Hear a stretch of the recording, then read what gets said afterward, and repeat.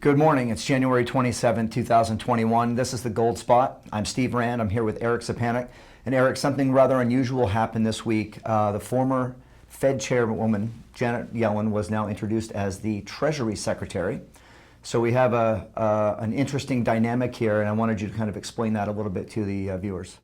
Well, I think what's going to be very significant about this is that now that we have a former Fed chair now in charge of the Treasury, and then Powell, who's a former colleague of Yellen's, they're going to be very, I think, more innerly connected than we've seen really since the 2008 crisis, how closely they're going to be working together. And it appears they're going to be really on the same page when it comes to printing of money, creation of money, and keeping interest rates at artificially low levels. With that being said, I think that the more important part to think about is the future of the Biden's campaign when it comes to all the things that they want to do using this type of monetary policy, not so much as a fix for the Recovery Act, but as an overall monetary policy moving forward and forever. So the real question there is, if you can enlighten us a little bit. We've seen a little bit of this during the Obama administration, and perhaps you can kind of highlight some of those things that we saw back then. Yeah, it actually is very similar, because the last time we had a fully Democratic Congress, both the House and the Senate, both under Democratic control, as well as a Democratic president, was Obama's first term. And I was looking at the numbers this morning, and it was kind of astounding that we saw the debt go up 88% in that first term under Obama.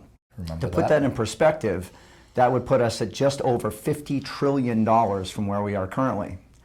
And consequently, just looking at our market and what it did in the same period of time, gold was up 171% over the same 4-year period of time. To take today's number and increase that by 171%, you're looking at just under $5,000 per ounce. So increased debt does create larger growth on gold, and I think a lot of our clients, the country's going to be in tough shape, but our clients are going to benefit greatly from their gold position. Well, I think to kind of add to that is the concern right now of hyperinflation. Is hyperinflation realistic? Because there's two different outlooks right now. There's modern monetary theory, which we keep talking about, MMT, and then there's more of your Austrian economics outlook that proves that either one of two things is going to happen. Eventually, you're going to find yourself to a level where your currency is just going to start devaluing so quickly that it might be rendered, completely useless. The other theory is that we could just keep doing this forever, and eventually, we'll finally hit the messiah of our economy. So it depends on where you stand personally on this belief system right now.